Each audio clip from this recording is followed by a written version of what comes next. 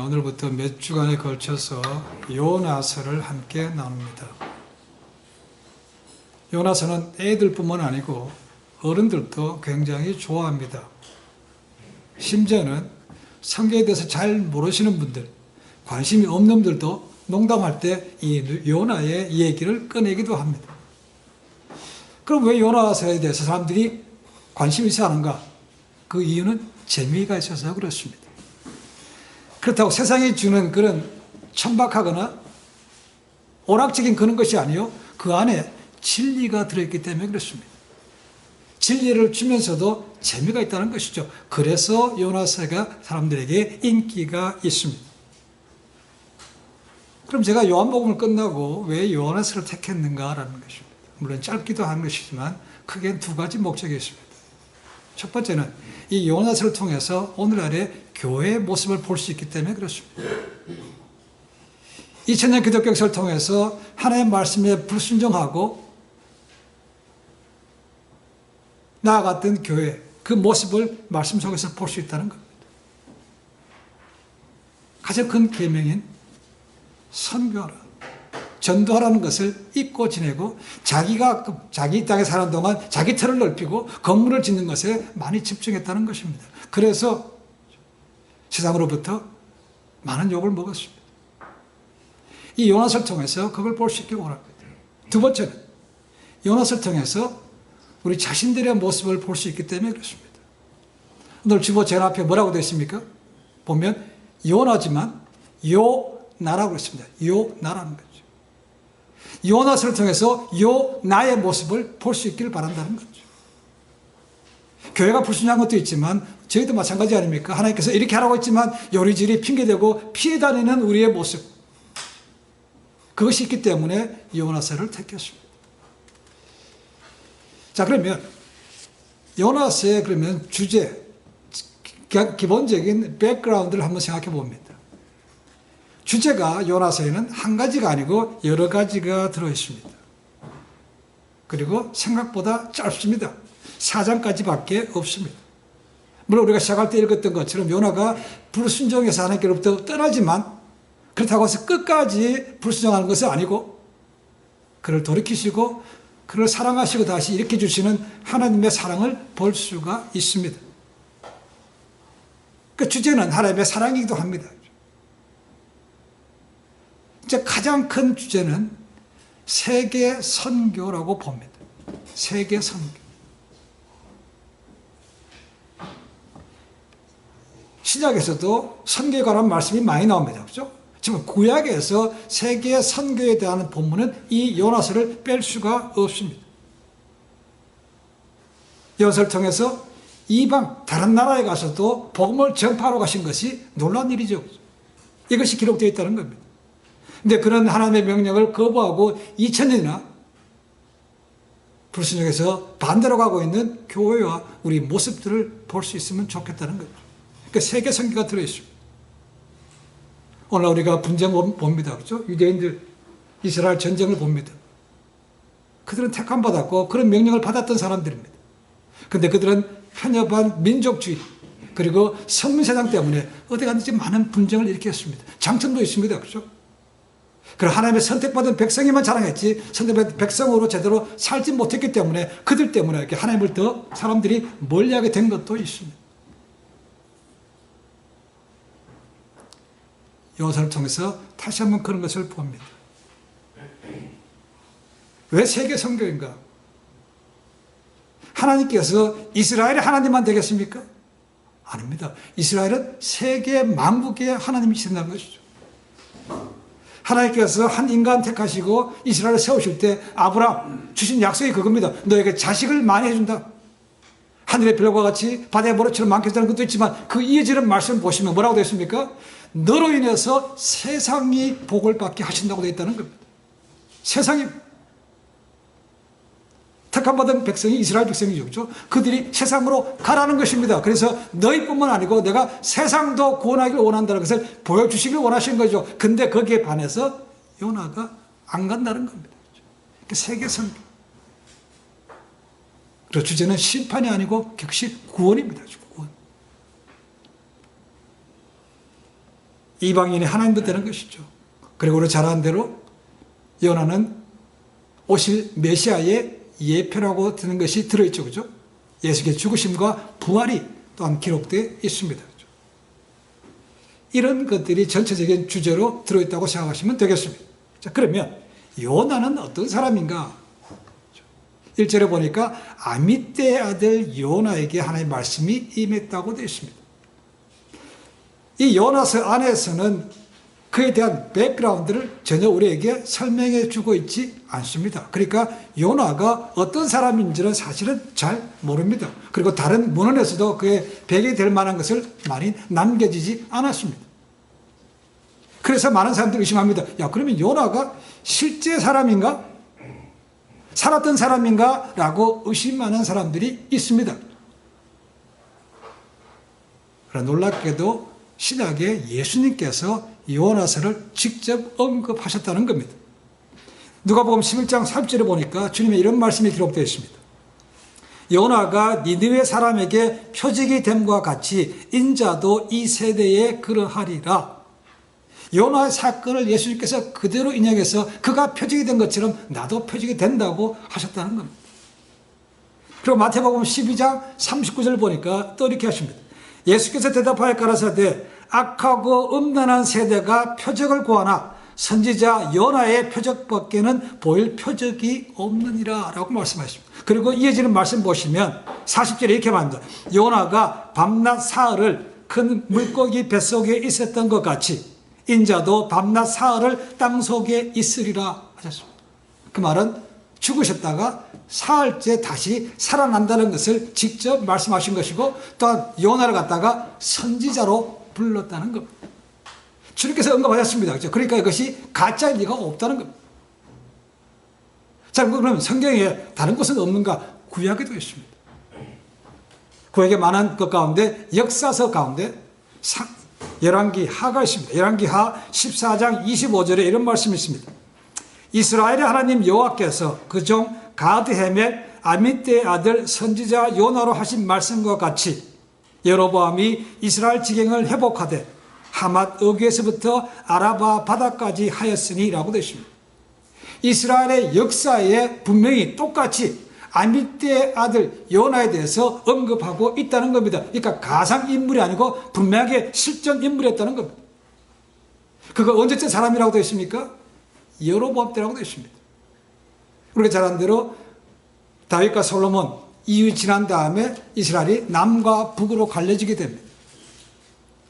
이 여로보암은 북이스라엘에 시작했던 여로보암 말고 여로보암 2세입니다. 이 여로보암 2세는 솔로몬 이후로 많이 위축되었던 이스라엘, 그나마 북이스라엘에서 좀 영토를 회복했던 아주 좋은 왕이었습니다. 그 시대에 요나가 있었다고 말하고 있습니다. 가드 헤벨이 어딘가라는 거예요. 가드 헤벨. 가드 여러분 집에 가서 구글 찾아보시면 나옵니다.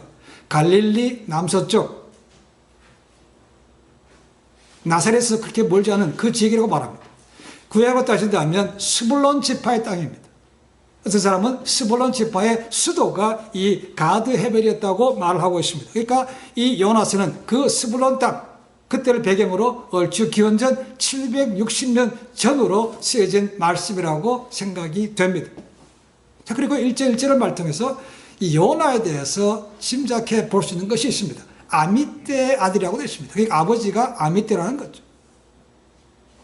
이 아버지의 이름을 통해서 그가 신앙적인 집안에서 자랐다는 것을 짐작해 볼 수 있습니다. 왜냐하면 이 아미떼라는 말이 우리가 잘 쓰는 아멘이라는 말과 어근이 같기 때문에 그렇습니다. 거기서 파생된 단어가 아멘에서 파생됐습니다. 아미떼.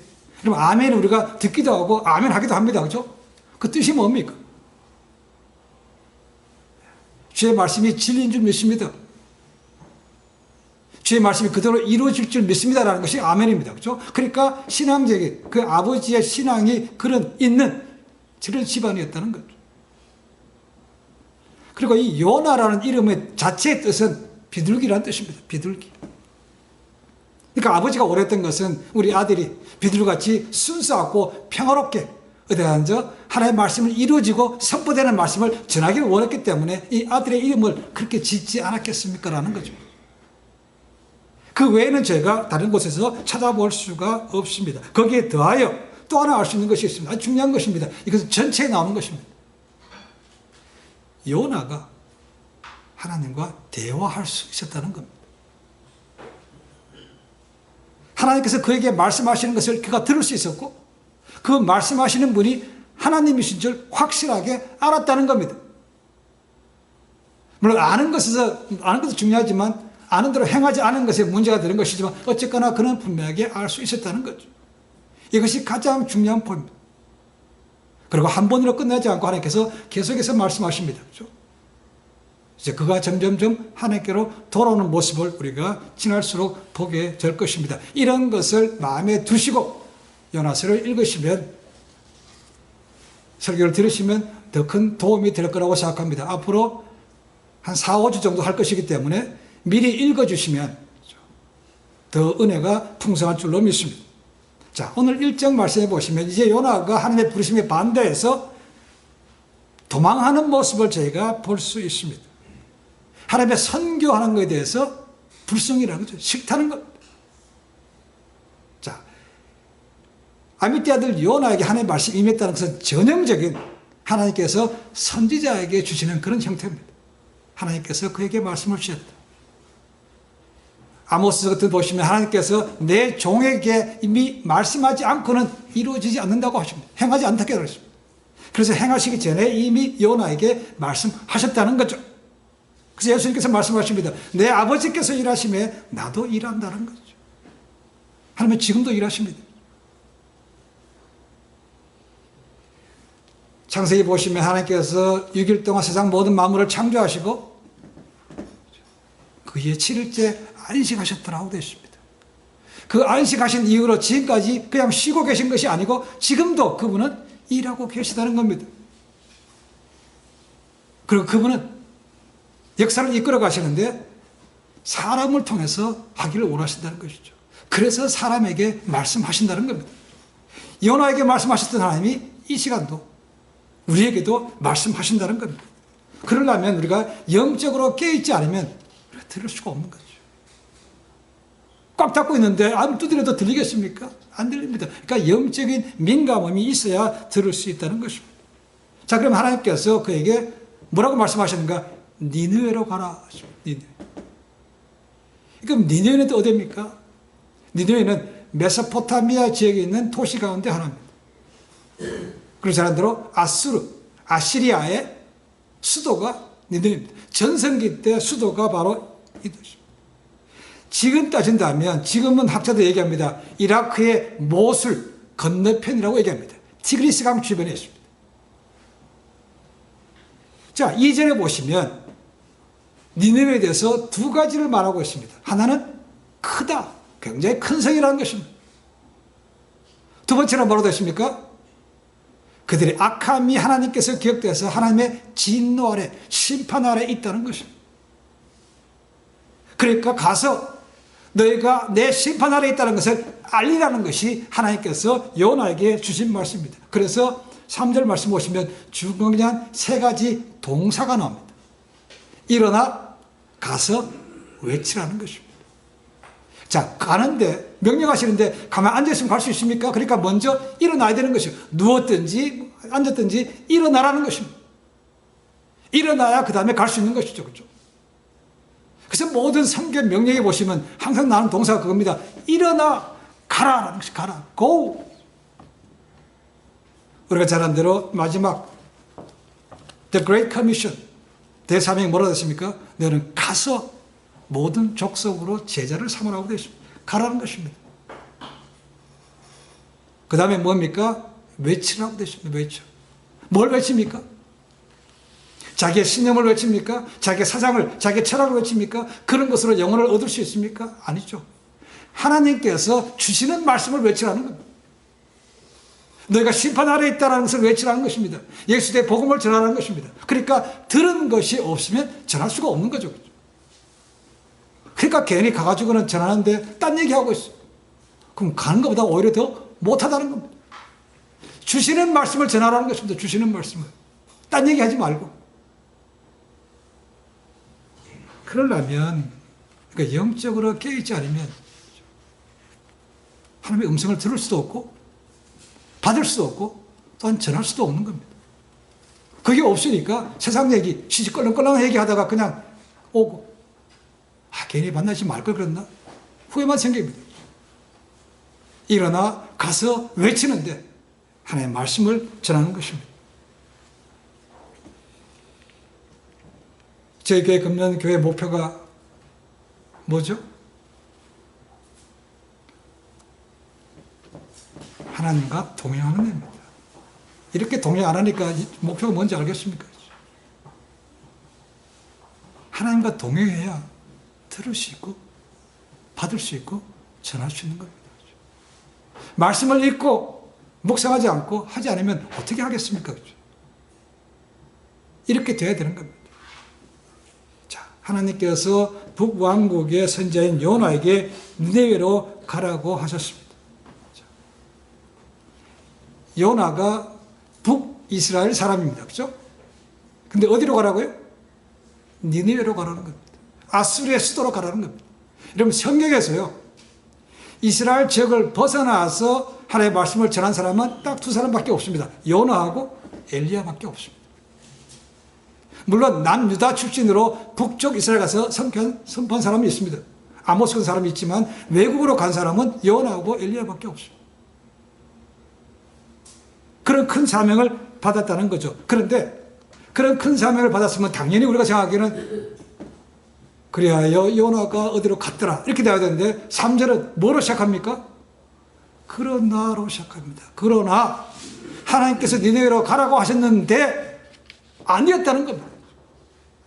불순종이라고 있습니다. 그렇죠?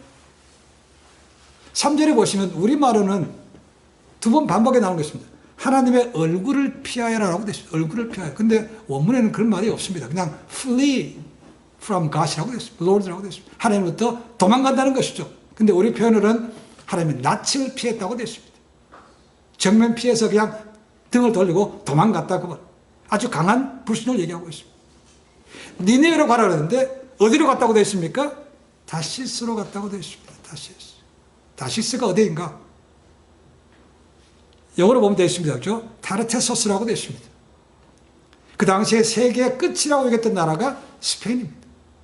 스페인의 남서쪽에 있는 도시입니다. 글로 가는 배를 탔다는 겁니다.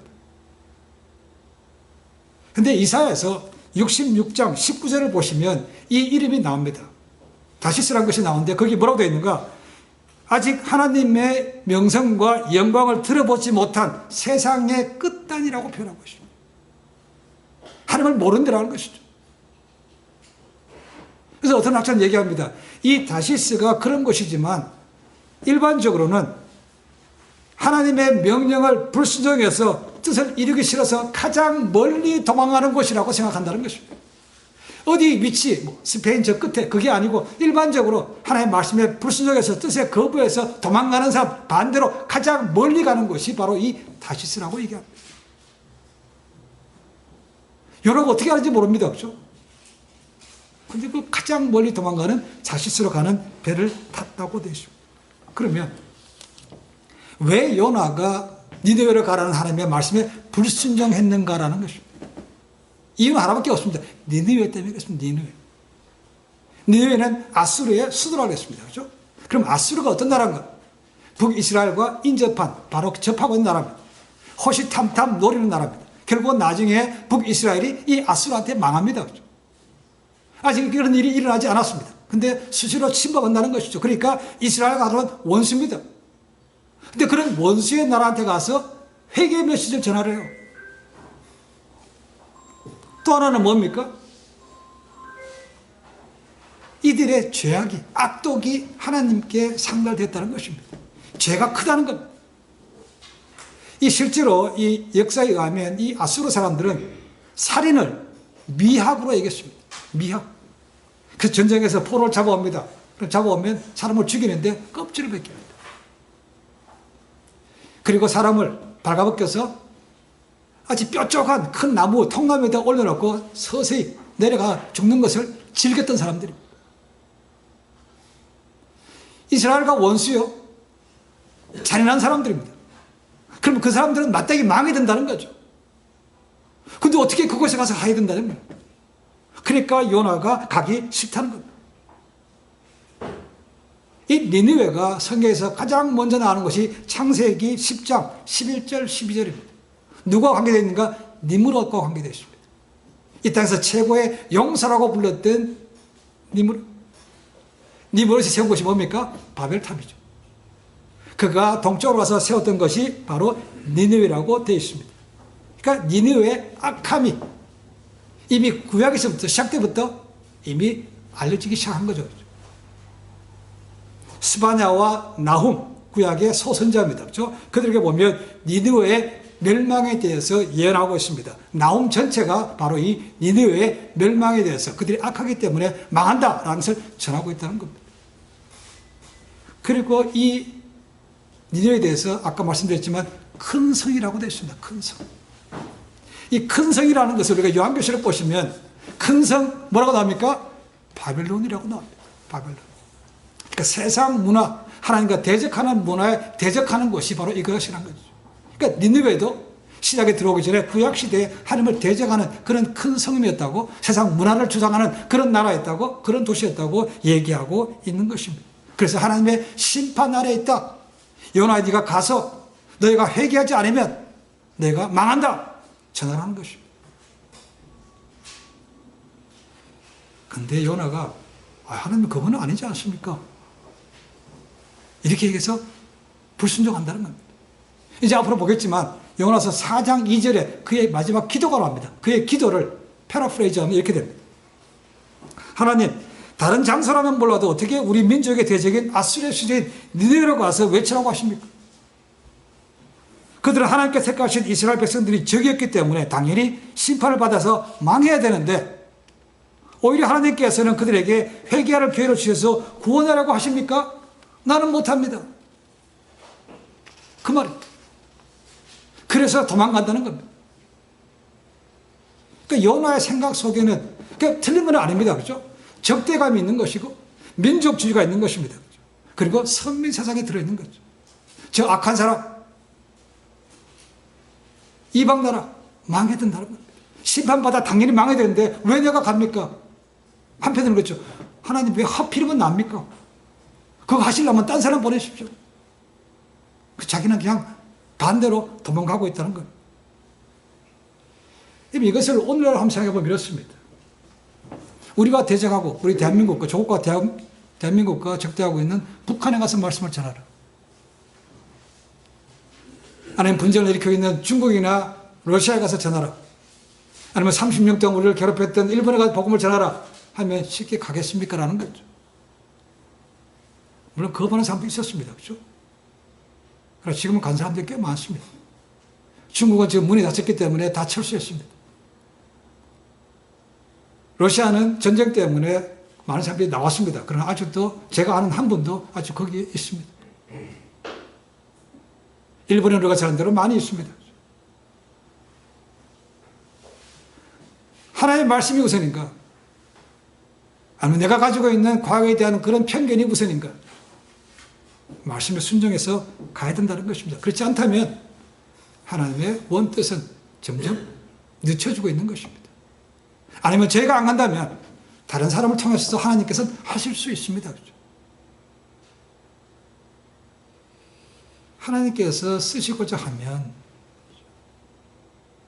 싫든 좋든 예라고 가는 것이 맞는 얘기죠. 그렇죠?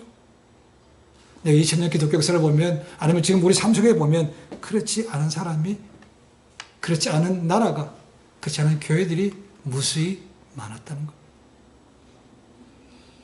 하나님은 지금도 우리를 통해서 행하기를 원하십니다. 하나님께서 하실 수 있습니다. 그렇죠? 근데 우리를 통해서 가라는 거죠. 우리는 그런 경우에 부름 받으면 우선 생각부터 해봅니다. 지금 내가 처지가 갈 만한가? 지금 형편이 될 만한가? 이런 것부터 먼저 생각합니다. 그리고 모세가 하나님 부름받아서 가라고 했을 때 이런저런 핑계 댔던 것처럼 어떤 많은 핑계를 댑니다. 하나님 지금은 무엇 때문에 안 되고 무엇 때문에 안 되고 그렇습니다. 그러면서 마지막에 그러죠. 하나님, 제가 무슨 능력에서 갑니까? 그럼 기억하십시오. 우리가 하나님께서 우리를 부르실 때는요, 우리의 능력을 보고 부르신 것이 아닙니다. 부르실 때는 예라고 하라고 부르는 겁니다. 우리가 이사야 선자를 보면 알 수 있습니다. 이사야 선자가 우시아 왕이 죽었을 때 너무 가슴이 아파서 성전에 들어갔다가 거기서 하나님을 만나게 됩니다. 그렇죠? 그래서 하나님께 말씀하시죠. 그 죄를 깨끗하게 하신 다음에 말씀하십니다. 누가 우리를 위하여 갈꼬라고 얘기합니다. 이사야가 뭐라고 얘기합니다? 뭐라고 얘기합니까? 주님, 내가 여기 있사오니 나를 보내시옵소서. 이게 준비된 사람이라는 겁니다. 뭐 내가 능력도 없고 내가 뭐 이런 위치에 있고 지금 할 때만 안 돼. 이게 아니라는 것입니다. 그게 준비된 삶이라는 것이죠. 부르시면 하나님 부족한데 가겠습니다라고 내드리는 겁니다. 그래서 하나님께서 부르실 때 우리를 보는 것은 ability가 아니고 availability라고 했습니다. 부르시면 순종하고 나면 ability는 주어집니다. 중요한 것은 availability, 쓰시겠다고 하면 자신을 내드리는 것이 중요하다는 것입니다. 근데 요나는 지금 그게 싫다는 겁니다. 능력 따지기 전에 내가 싫어서 안 간다는 겁니다. 내가 싫어서. 내 마음에 안 든다는 것이죠. 선지자가 하나님의 뜻이 중요합니까? 자기 뜻이 중요합니까? 그렇죠?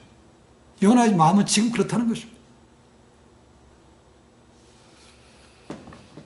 성경에 보시면 많은 사람들이 믿음의 선배들이 등장합니다. 그렇죠? 쓰임받은 사람들이 많습니다. 근데 보면 그냥 보통 에버리지 정도 되는 사람들입니다. 아니면 더 못한 사람도 있습니다. 그렇죠?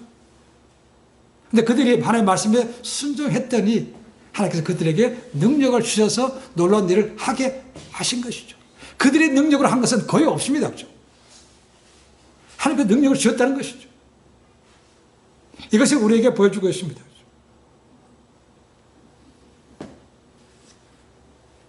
아까 말씀드렸습니다. 하나님은 하나님에서 역사하셔서 자연재해 같은 걸 할 수 있습니다. 그렇죠? 그러나 복음을 전하는 일은 사람을 통해서 한다는 겁니다. 지금 전 세계 인구가 거의 90억에 가까웁니다. 그렇죠? 90억 많은 사람들 가운데 하나님께서 나 같은 사람도 기억하신다는 겁니다.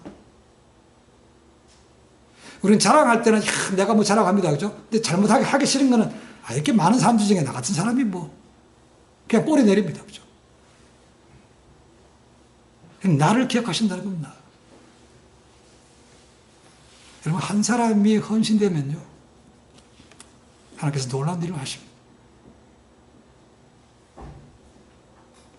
자신을 내어드리고 순종하면 하나님 그를 통해서 놀라운 일을 하신다는 겁니다. 그래서 아직도 하나님이 살아 계시네라는 것을 보여준다는 겁니다.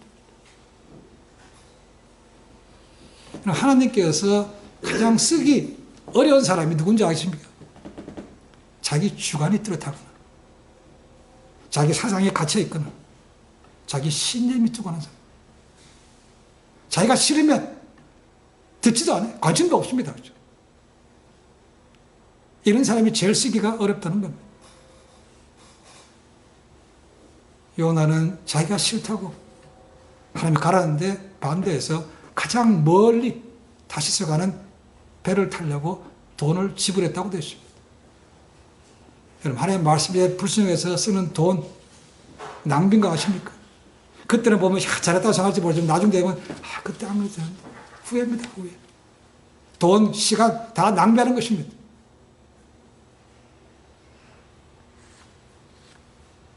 요나가 하시는 것은 순종인데 지금 하는 거 보면 불신앙과 불순종을 하고 있다는 것입니다.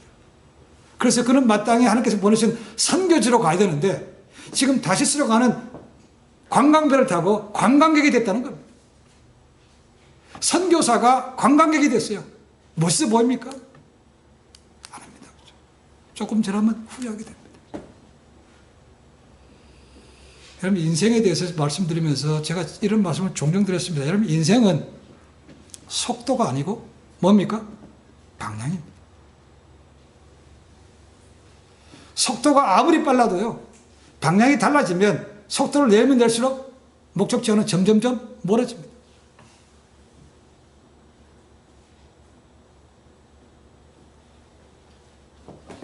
우리는 그저 빨리빨리 하기로 원합니다. 빨리빨리 출세하고, 빨리빨리 성공하고, 빨리빨리 돈 벌고, 빨리빨리. 근데 방향이 잘못되면 모든 것이 꽝입니다.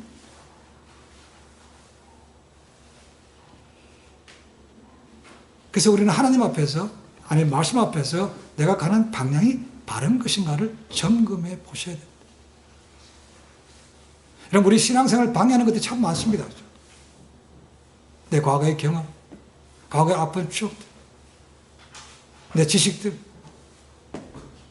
내가 가진 신념들, 어떤 자녀들, 환경들, 이런 것이 우리 신앙생활을 막을 때가 참 많습니다. 그래서 하나님 이거 하고 나면 하겠습니다라고 미루죠. 근데 제가 보기에는 그런 것도 당연히 원인이 되지만 더 중요한 원인은 바로 내가 아닌가 생각합니다. 죽어야 되는데 죽지도 않는 내 때문에 하나님의 신앙에 걸림돌이 될 때가 참 많다는 겁니다. 내 생각, 내 입장, 내 것밖에 볼 생각 안 해요. 주님께서 말씀하십니다. 그죠? 아무든지 나를 따라오려거든 뭐 하라고요? 자기를 부인하는 겁니다. 나를 부인하라는 것입니다. 근데 이게 잘 안 되는 거죠. 그죠? 나를 못 죽여. 그래서 못 따라가는 거죠. 그래서 I가 문제입니다. I. 보통 영어 단어의 I는 문장의 가운데 있으면 소문자가 됩니다. 그죠? 문장 앞으로 가면 I가 대문자로 바뀝니다. 근데 인칭대명사 I는 어떻습니까? 중간에 있으나 끝에 있으나 앞에 있으나 항상 대문자 I로 남아있어. 안 죽어요. 안 변합니다. 재밌는 것은 어떤 분이 얘기하더라고요. 이 I라는 단어가요, 영어의 sin, crime, pride라는 단어의 가운데 있다는 겁니다. 그죠? S-I-N, P-R-I-D-E, C-R-I-M 가운데 I가 있습니다. I가 문제라는 거예요. I. 그래서 주님께서 아시고 자기를 부인하고 합니다. 자기. 근데 이게 정말 잘 안 됩니다. 그렇죠? 이걸 죽여야 되는데. 그렇다고 해서 여러분, 이제 뭐 나이도 이만큼 됐고 이제 갈랄 때 얼마 남은데 그냥 내 멋대로 살다가 죽을 거니까 냅둬요. 그렇게 할 겁니까? 그렇게 해서 하나님 앞에 기쁘게 설 수 있겠습니까? 못하죠. 그죠? 답은 알고 있어요. 근데도 하기 싫어하는 겁니다. 그래서 이 I라는 것이 그렇게 문제가 됩니다. 어쩌면 자기가 싸움하는 것이 평생 갑니다. 그죠? 평생. 죽어야 되는데 안 죽어요. 옛날에 안희숙 사모님, 그죠? 신자참에 반대했던 그분이 쓴 책 가운데 그겁니다. 죽어야 되는데 안 죽어요. 라는 책. 정확하게 표현한 거로 얘기했습니다. 근데 하나님께서 그분 앞에 나오면 다시 쓰신다니까 감사한 것이죠. 그분 우리를 결코 실망시키지는 않습니다. 우리가 사는 지역, 영적으로 그렇게 호락호락하지 않습니다. 리버럴한 것이죠. 히피의 원조입니다. 자기 멋대로, 자기 주관대로 사는 사람들이 굉장히 많습니다. 잘 아시겠지만 여러분 복음 전해보십시오. 아예 귀담아 듣지 않은 사람도 상당히 많습니다. 그것도 불구하고 아직도 그렇지 않은 사람도 있습니다. 들어야 되는 사람이 있기 때문에 그들과 만남이 사실은 필요한 겁니다. 저 사람 안 믿으니까, 만나면 껄끄러우니까 내가 불편하니까 안 만나. 이렇게 하면 복음을 전할 길이 전혀 없는 거죠. 물론 정말 벽을 두드린 것 같이 아예 씨알도 안 먹히는 사람도 있긴 하지만 그렇지 않은 분도 있습니다. 그렇죠? 그렇지 않다면 그들과의 만남이 시작되게 되는 거죠. 쟤는 알 수 없죠. 그죠? 내가 살아있는 동안 저 사람이 예수 믿게 될지 아니면 어떻게 될지 모릅니다. 그건 하나님 손에 있습니다. 그죠? 그들에게 복음을 전하기 위해서 우리가 관계를 맺는 것은 필요한 것이죠. 아까 말씀드렸습니다. 이 요나스를 통해서 하나님의 세계 선교에 대한 마음, 그리고 우리 나의 모습을 보는 겁니다. 세상적으로 볼 때 이게 재미있는 사람 뻔하고 만나는 것은 희덕거리고 하는 건 좋아합니다. 그죠? 근데 만나고 나면 끝나고 나면 아무것도 남는 게 없어요.